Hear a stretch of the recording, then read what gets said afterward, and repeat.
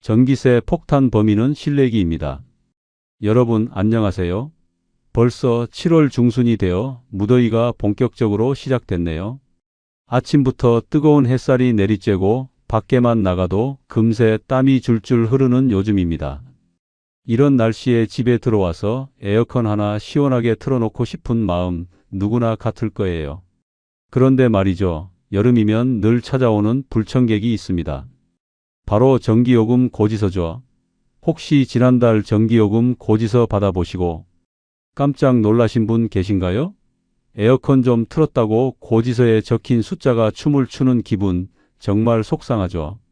평소보다 몇만 원씩 더 나온 전기요금을 보면서 내가 뭘 잘못했지? 하면서 에어컨 리모컨을 탓하게 되고 결국 더위 참고 선풍기만 틀고 지내시는 분들도 많을 거예요. 하지만 잠깐만요. 정말 에어컨 자체가 문제일까요? 사실 진짜 범인은 따로 있을지도 모릅니다.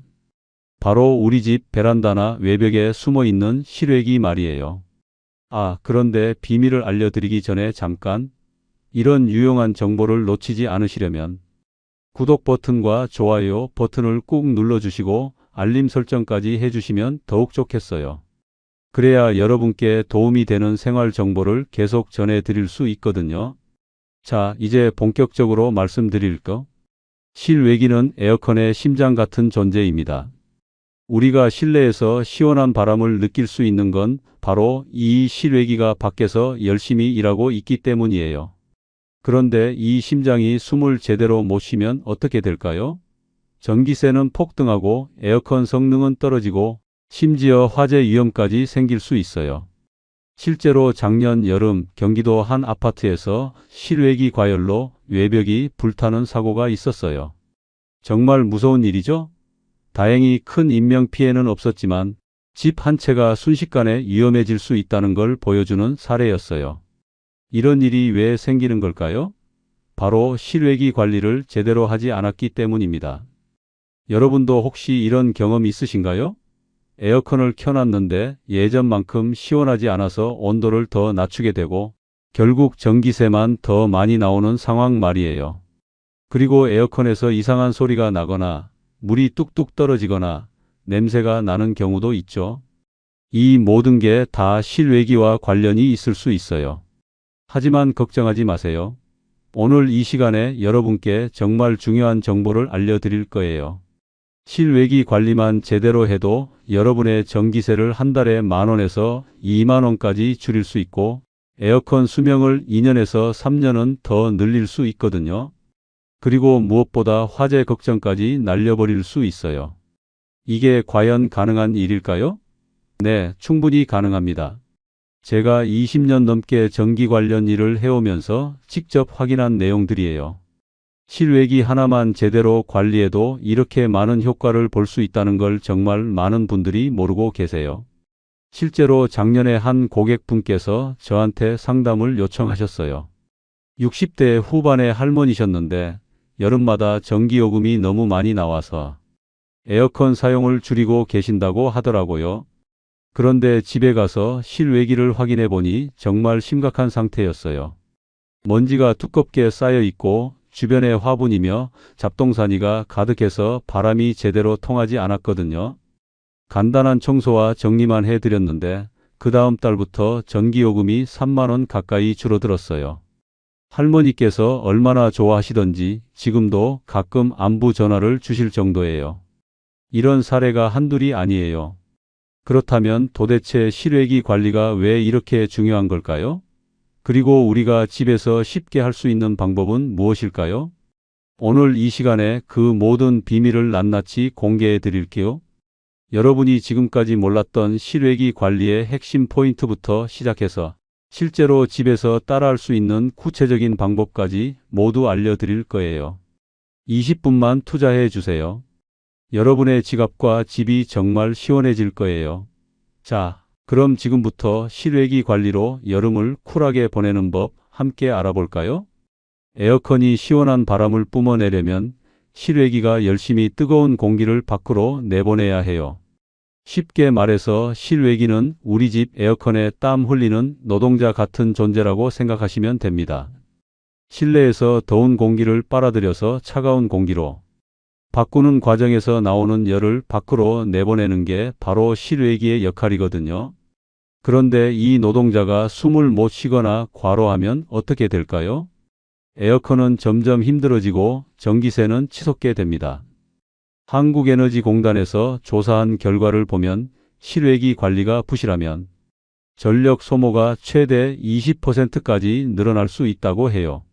이게 무슨 말이냐면 평소에 월 10만 원 나오던 전기요금이 12만 원으로 뛸 수 있다는 거죠. 더 심각한 건 안전 문제입니다. 실외기 과열은 고장이나 화재로 이어질 수 있거든요. 작년 수원의 한 아파트에서 실제로 실외기가 직사광선과 막힌 환기 때문에 과열되면서 화재가 났어요. 외출 중이었던 집주인은 집에 돌아와 외벽이 새까맣게 탄 걸 보고 정말 깜짝 놀랐다고 합니다. 소방서 조사 결과 실외기 주변에 쌓인 잡동사니와 직사광선이 원인이었대요. 실제로 제가 지난해 여름에 만난 70대 할아버지 한 분은 정말 황당한 경험을 하셨어요. 에어컨을 새로 샀는데 전기요금이 오히려 더 많이 나오는 거예요. 집에 가서 확인해 보니 실외기가 베란다 구석에 빽빽하게 끼워져 있었어요. 앞쪽에는 화분이 가득하고 옆쪽에는 세탁기가 바짝 붙어 있고 위에는 빨래 건조대가 설치되어 있더라고요. 실외기가 완전히 갇혀서 숨을 못 쉬는 상황이었던 거죠. 이런 사고를 막고 지갑도 지키려면 실외기를 똑똑하게 관리해야 해요. 하지만 많은 분들이 실외기에 대해 잘못 알고 있는 것들이 있어요. 이 오해들 때문에 전기세가 더 나오고 에어컨이 망가질 수도 있거든요. 첫 번째 오해는 실외기는 그냥 바깥에 두면 끝이라고 생각하는 거예요. 하지만 벽이나 창틀에 딱 붙어 있으면 뜨거운 공기가 빠져나가지 못해요. 그러면 실외기 내부 온도가 60도까지 치솟으면서 에어컨이 과로 상태에 빠지죠. 마치 운동선수가 마스크를 쓰고 달리기 하는 것과 같아요. 숨이 막혀서 제대로 뛸 수가 없겠죠? 두 번째 오해는 비 맞으면 안 되니까 덮어놔야 한다는 생각이에요. 실외기는 원래 비바람을 견디도록 만들어졌어요. 오히려 비닐이나 덮개로 덮으면 열이 갇혀서 실외기가 사우나 상태가 됩니다. 한국소비자원 실험에서도 커버로 덮인 실외기는 냉각 효율이 10% 이상 떨어진다고 나왔어요. 지난해 강남의 한 오피스텔에서는 실외기에 방수포를 씌워놨다가 과열로 에어컨이 완전히 고장나는 일도 있었어요. 세 번째 오해는 한번 설치하면 손댈 필요 없다는 거예요. 실외기 주변에 화분, 빨래대, 에어컨 커버 같은 게 하나둘 쌓이기 시작하면 공기순환이 막혀요. 어떤 집은 실외기 앞에 김치 냉장고를 놔두기도 하더라고요. 이렇게 되면 실외기가 제대로 숨을 못 쉬어서 효율이 떨어지는 건 당연하죠. 네 번째 오해는 소리가 크면 고장이 아니라 원래 그런 거라고 생각하는 거예요. 실외기에서 평소보다 큰 소리가 나거나 이상한 소리가 나면 분명 문제가 있는 거예요. 특히 덜컹거리거나 삐걱거리는 소리는 내부 부품에 이상이 생겼다는 신호일 수 있어요. 작년에 부산의 한 아파트에서는 실외기 소음을 그냥 방치했다가 팬이 완전히 망가져서 교체비로 60만 원이나 들었다고 해요. 다섯 번째 오해는 실외기 청소는 전문가만 할 수 있다는 거예요. 물론 내부 청소는 전문가가 해야 하지만 외부 먼지 제거나 주변 정리 정도는 누구나 할 수 있어요. 오히려 이런 간단한 관리만 해도 전기세를 상당히 절약할 수 있거든요. 이제 오해는 풀렸죠? 그럼 본격적으로 전기세 줄이고 에어컨 오래 쓰고 안전까지 챙기는 실외기 관리 꿀팁을 알려드릴게요. 첫 번째 꿀팁은 실외기 주변 공간 확보예요.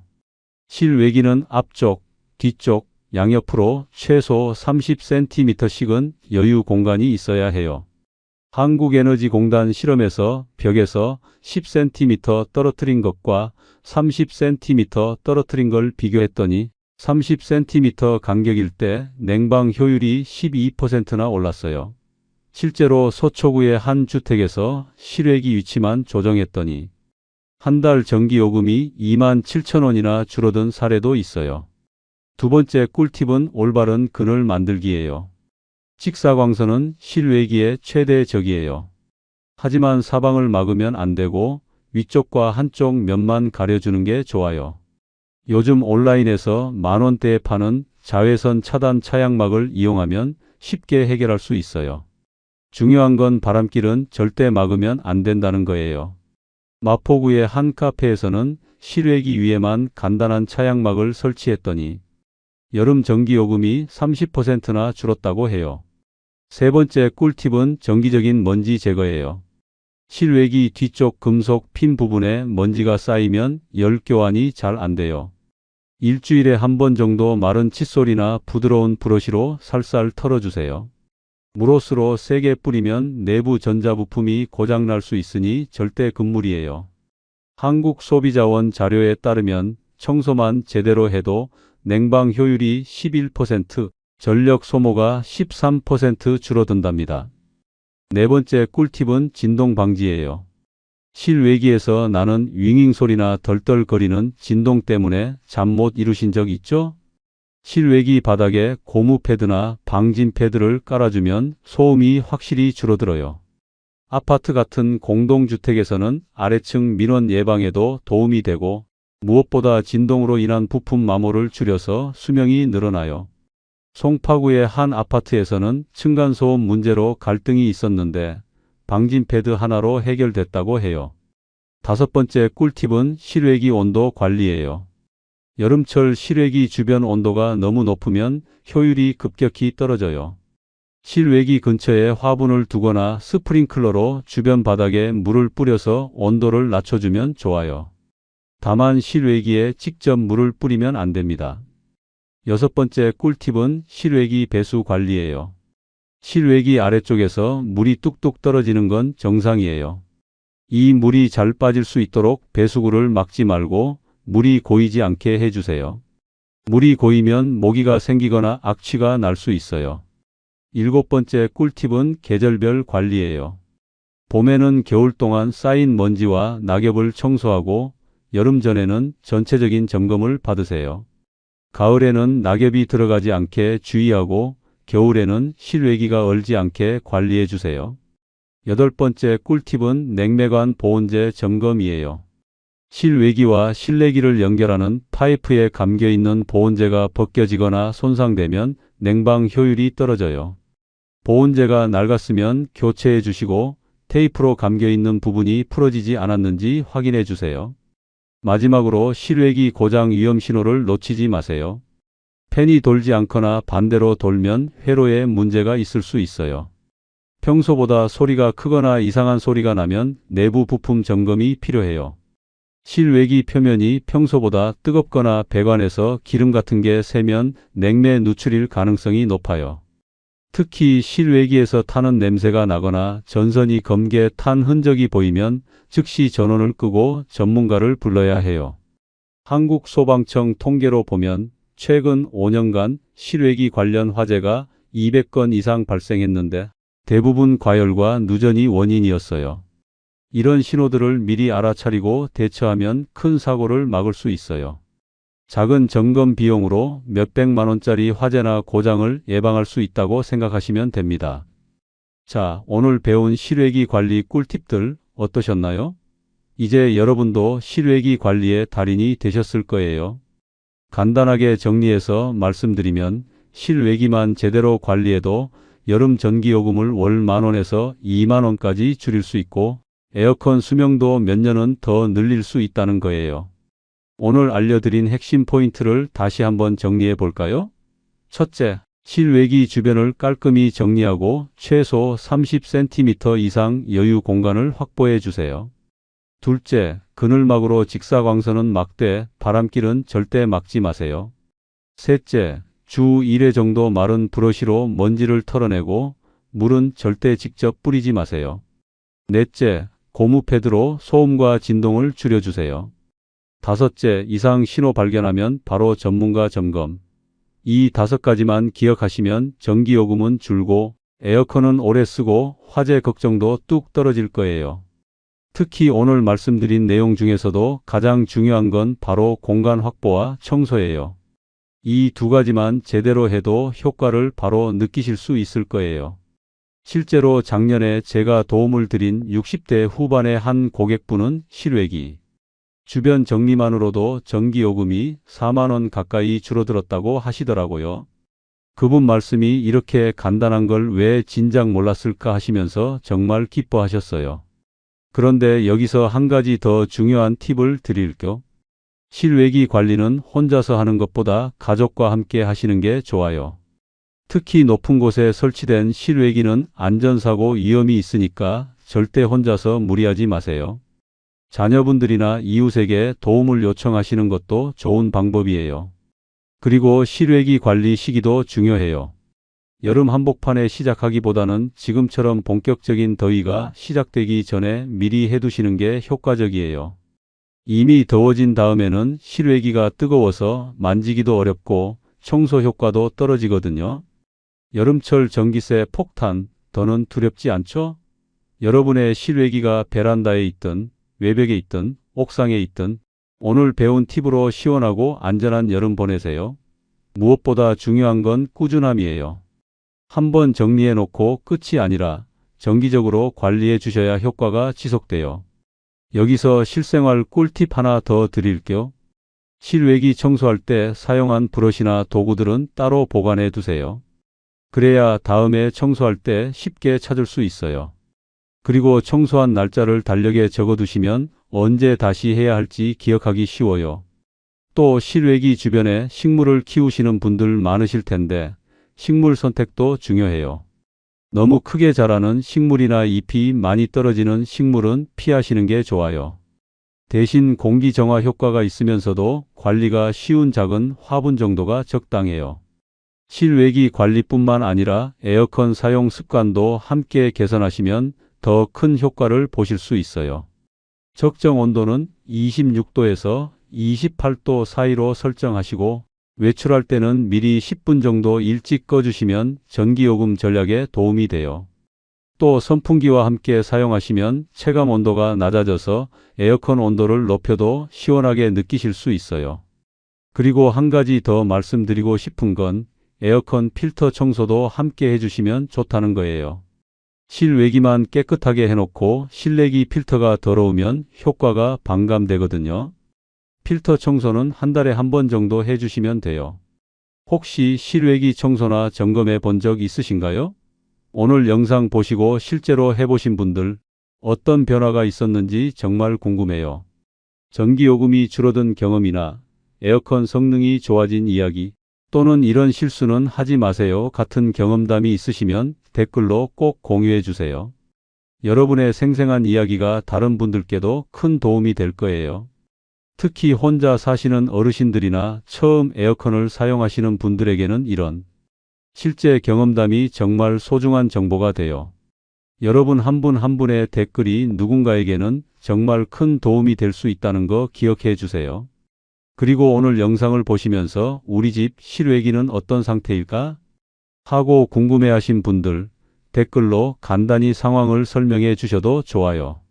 물론 정확한 진단은 전문가가 해야 하지만 간단한 조언 정도는 드릴 수 있을 거예요. 마지막으로 오늘 영상이 여러분께 조금이라도 도움이 되셨다면 좋아요 버튼 꾹 눌러주시고요. 구독과 알림 설정도 잊지 말아주세요. 여러분의 좋아요 하나하나가 저에게는 정말 큰 힘이 돼요. 그리고 이런 유용한 생활 정보를 더 많은 분들이 알 수 있도록 주변 분들께도 공유해 주시면 감사하겠어요. 특히 어르신들이나 혼자 사시는 분들은 이런 정보를 접하기 어려운 경우가 많거든요. 여러분이 가족이나 이웃에게 알려주시면 정말 큰 도움이 될 거예요. 작은 관심과 정보 공유가 모든 사람의 안전하고 경제적인 여름나기에 도움이 된다고 생각해요. 올 여름은 정말 무더울 것 같은데 오늘 배운 실외기 관리법으로 시원하고 경제적이고 안전한 여름 보내시길 바라요. 그리고 무엇보다 건강하게 여름을 이겨내시기를 응원합니다.